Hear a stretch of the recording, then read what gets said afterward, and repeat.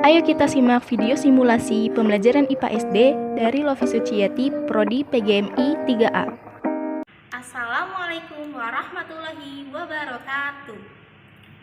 Halo anak-anak, bagaimana kabarnya hari ini?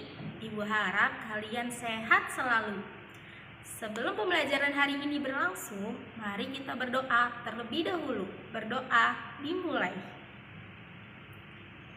Berdoa selesai. Ibu akan mengabsen kalian terlebih dahulu ya. Baik anak-anak, pada pembelajaran hari ini kita akan membahas benda dan sifatnya. Sebelum pembelajaran dimulai, Ibu akan bertanya kepada kalian, apakah kalian tahu sifat benda itu ada apa saja? Ya, coba kalian perhatikan pada gambar di sini. Pastinya kalian pernah atau sering melihat benda itu, bukan? Sekarang, mari kita belajar tentang benda dan sifatnya. Pertama, sifat benda dan manfaatnya. Ada berbagai benda yang terbuat dari bahan yang berbeda. Ada yang berasal dari serat hewan, serat tumbuhan, plastik, dan sebagainya. Dari bahan-bahan tersebut, benda memiliki fungsi yang berbeda.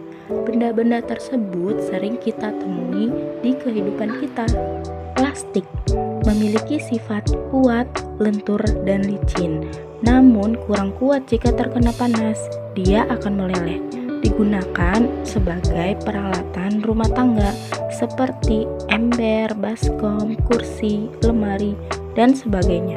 Nilon merupakan serat sintesis terbuat dari plastik.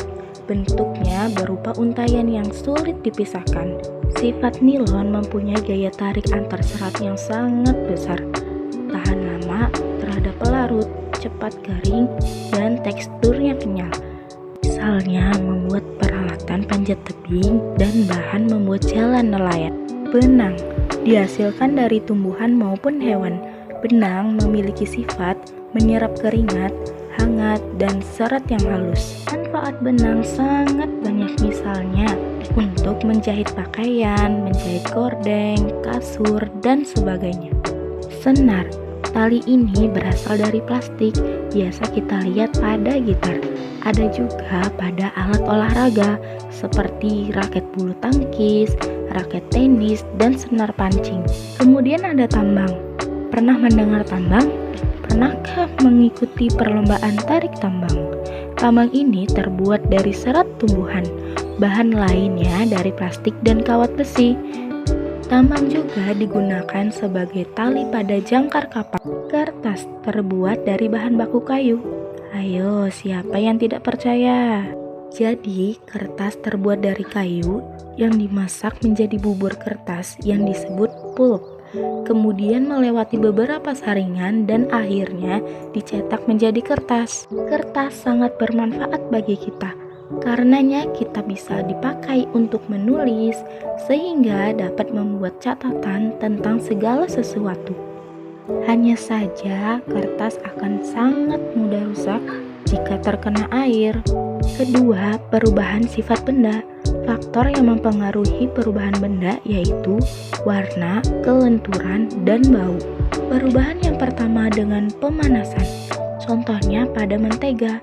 Jika mentega dipanaskan dengan api, dia akan meleleh.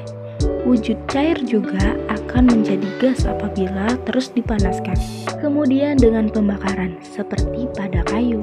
Jika dibakar, dia akan menjadi arang dan abu. Selanjutnya karena perubahan suhu. Seperti pada semen yang dicampur dengan air, suhu akan meningkat sehingga dari serbuk menjadi padat. Percampuran air pada suatu bahan akan menyebabkan perubahan suhu. Pengaratan yang akan menyebabkan perubahan pada benda.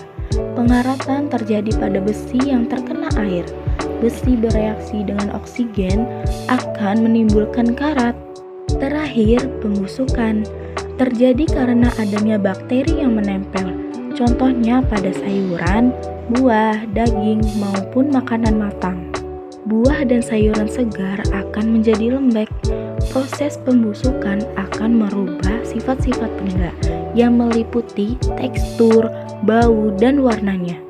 Cara untuk memperlambat proses pembusukan. Cara pertama, dimasukkan ke dalam ruangan bersuhu rendah atau di dalam kulkas. Cara kedua, diawetkan melalui manisan. Cara ketiga, diawetkan melalui pengasinan, misalkan ikan asin. Ketiga, perubahan sifat benda dibagi menjadi dua. Pertama, bersifat sementara. Artinya, benda mengalami perubahan dan dapat berubah kembali ke bentuk semula. Misal, air yang mengalami pendinginan atau es batu. Jika dikeluarkan dari ruang pendingin, dia akan berubah kembali menjadi air. Kedua, bersifat tetap. Artinya, benda mengalami perubahan dan tidak dapat kembali seperti semula. Misalkan pada minyak goreng, jika dipanaskan akan menguap. Bila uap minyak dingin, tidak akan kembali seperti semula. Itu dia materi tentang benda dan sifatnya. Sekarang kalian coba kerjakan soal latihan pada buku tema halaman 68.